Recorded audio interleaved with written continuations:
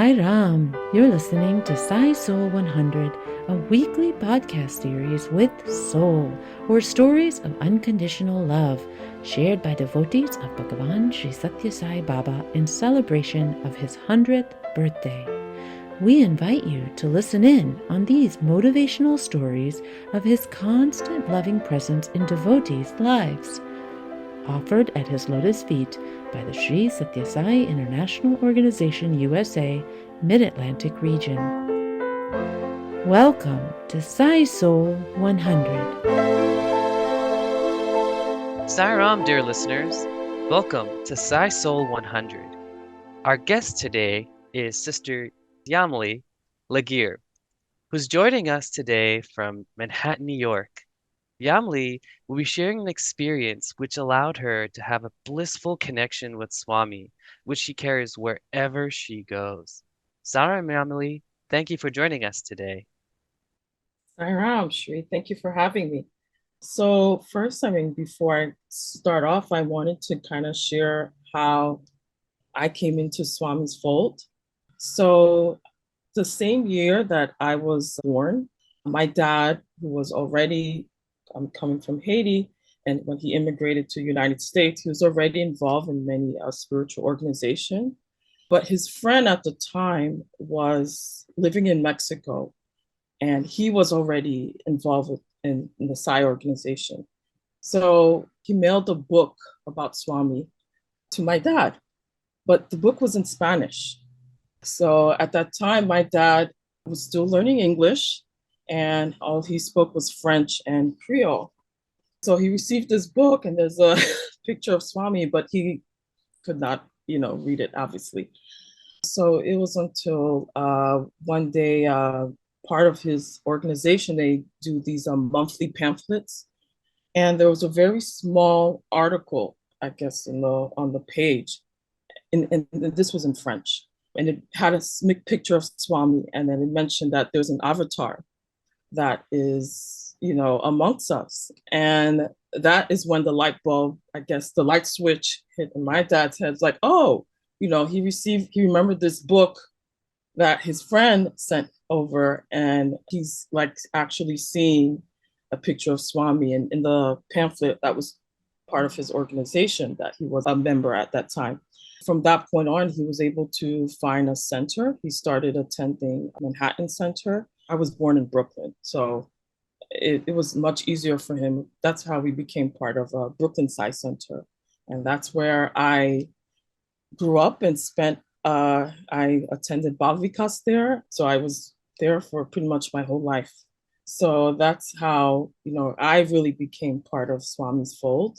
But it was until, I guess, when my younger sister was born, Satya, that is when my parents really became involved in Swami.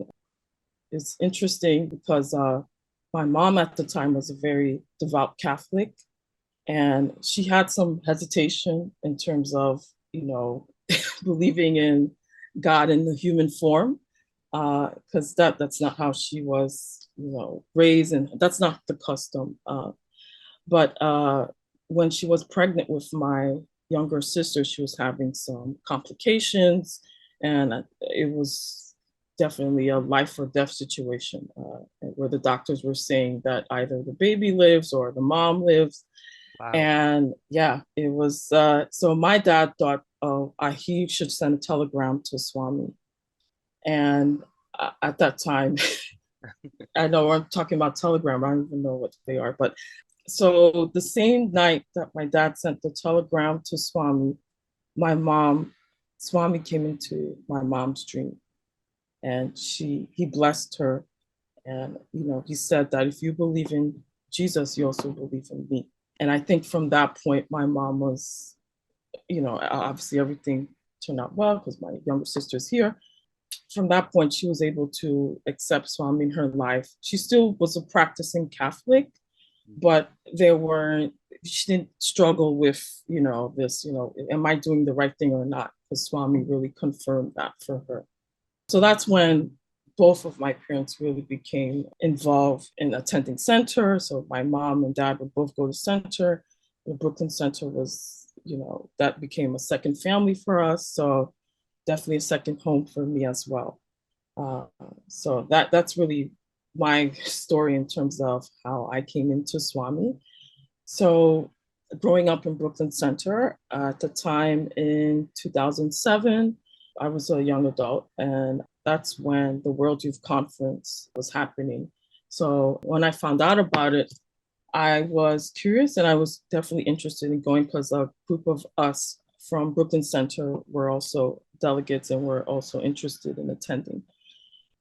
I must say, before going to Parthi, this was my second trip to Parthi, but I never attended a World Youth Conference. So I really didn't know what to expect. So there was some excitement there, definitely a little bit of nervousness because I wasn't sure what to expect. When we got there a few days before the actual conference date. We were able to see the preparation that is involved in when Swami's hosting a World Youth Conference. So the delegates, they were building a kind of like a tent or a shed, like towards the back of the N9 building.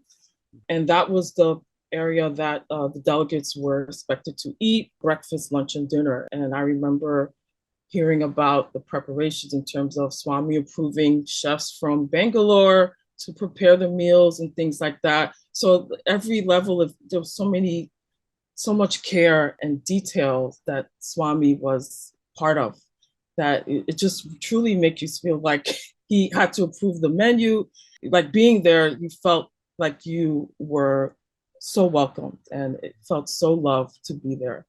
And at the time, we also received, Swami gave each of the girls 3 saris for us to wear on the 3 particular days as the conference was being held. Just all of that, not even having the chance to even see Swami yet, but knowing that his hands was part of all of this, just it was truly a special feeling. So just forward to the conference happening, Swami gave 2 discourses during that time, and I felt blessed to, be able to sit, just to be a participant and just being a member of the audience and being able to sit in front of our Lord. And so we were lining up for darshan, and I was looking for a row. I was ensuring that I had the last row. When Swami's car came in for darshan, I was sitting in the last row and I got a glimpse of Swami, and I was content with that. But later on, what I didn't realize was that, yes, I was the last row facing when Swami's car came in to the mandir, but I would be the first row when we turned our bodies around facing the actual mandir.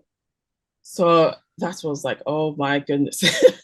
The panic started. I was like, look at this. I was trying to look for the last row and now I ended up in the first row. So I'm seated there and Swami decides on that particular day to wheel him where the ladies were sitting. And I was seated next to a young lady.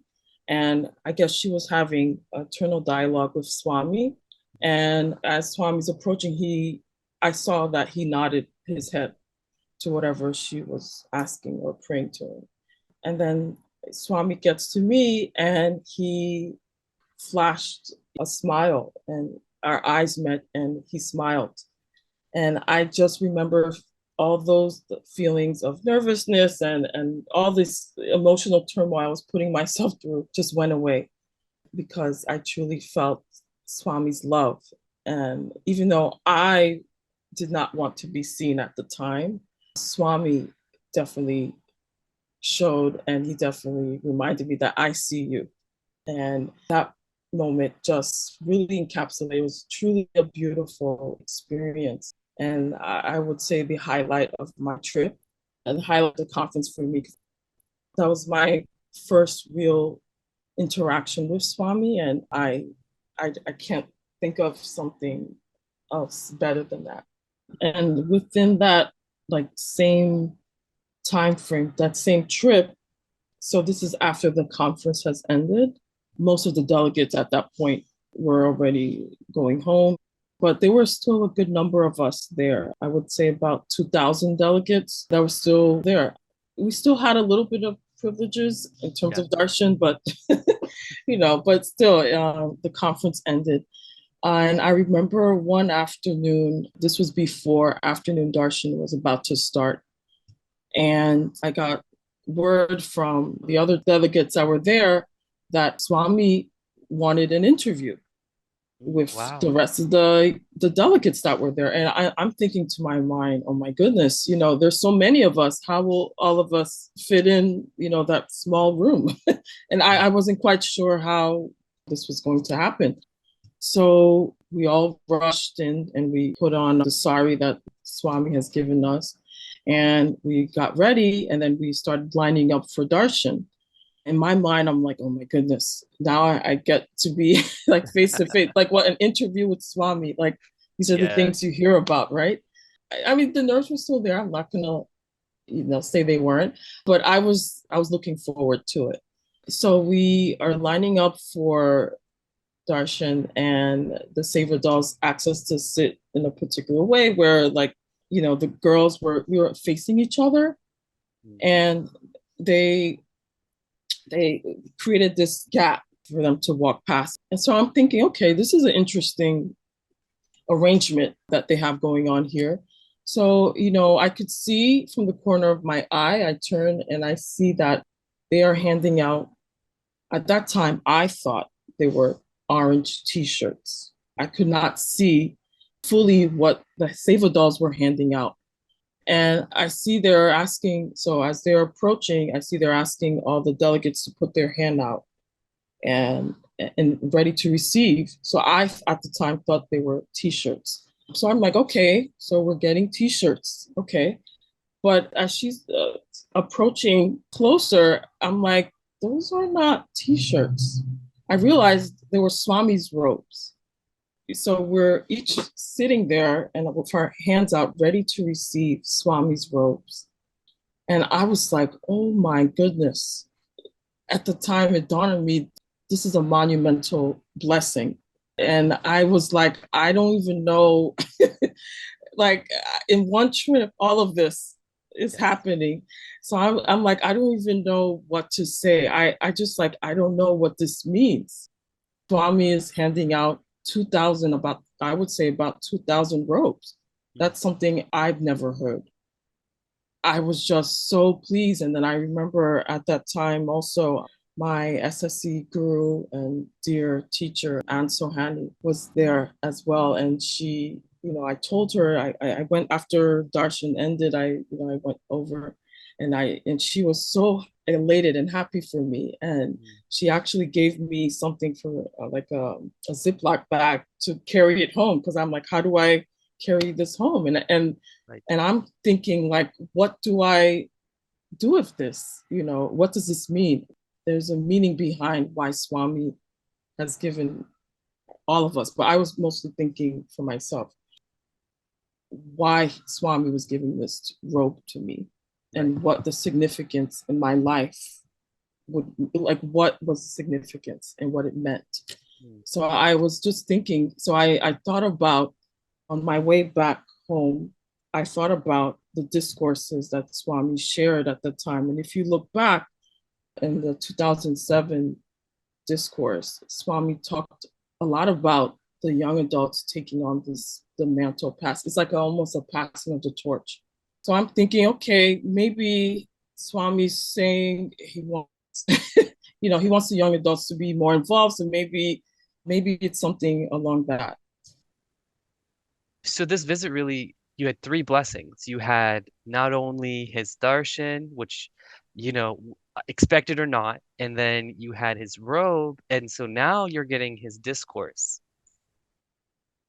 Yes, yes. So reflecting on the discourses that Swami shared during the conference, the theme was really about for us young adults really being the torch bearers and taking on more of the leadership role and being on the forefront of the organization. So that was something that I took away from that.